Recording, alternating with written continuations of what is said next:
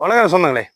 இப்போ பார்த்தீங்கன்னா தென்காசி மட்டத்தில் ரெட்டியார்பட்டியில் நீங்க ரெட்டியார்பட்டி டு முத்தமல்புரம் ஒரு அருமையான இடம். இதில் பார்த்தீங்கன்னா முத்தமல்புரம் ருக்குமணியமல்புரம் ருக்குமணியபுரத்தில் இந்த இடம் அமைஞ்சிருக்கு. ஒரு 5 ஏக்கர் நல்ல ஃப்ரீசர்ஸ் 2 கிணறோட எலுமிச்சி தென்னைகள் எல்லாம் விற்பனைக்கு இருக்குது பாருங்க.